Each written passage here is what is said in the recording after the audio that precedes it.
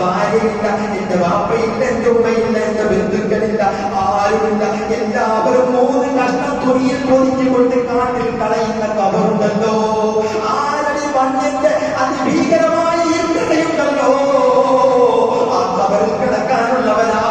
പടച്ച റബ്ബേ, എനിക്ക് പേടിയാണ് റബ്ബേ, എനിക്ക് നീ തുണയാക്കണമപ്പാ. ഇത് പറയുമ്പോ കണ്ടു നിറയണം. അല്ലാഹുവിനോട് പറയണം, അല്ലാഹ് നിന്നെ പരിഗണിക്കും കേട്ടോ. അതുകൊണ്ട് എപ്പോഴും ദുആ ചെയ്യണം. അല്ലാഹുവിന്റെ റസൂൽ പറയുകയാണ്, അതേ ഏറ്റവും ശ്രേഷ്ഠമായ പുന്നാര നബിയുടെ മുന്നിൽ ഒരാൾ വന്നിട്ട് ചോദിക്കുകയാ, നബിയേ ഏറ്റവും സ്വീകാര്യോഗ്യമായ പ്രാർത്ഥന ഏതാ? അന്ന് പെട്ടെന്ന് സ്വീകരിക്കുന്ന പ്രാർത്ഥന ഏതാ? ദുആഇന്റെ പ്രത്യേകത പറഞ്ഞപ്പോ ഒരു സ്വഹാബത്തിൽപ്പെട്ട ഒരാൾക്ക് സംശയമാ, നബിയെ ഏറ്റവും സ്വീകരിക്കപ്പെടുന്ന പെട്ടെന്ന്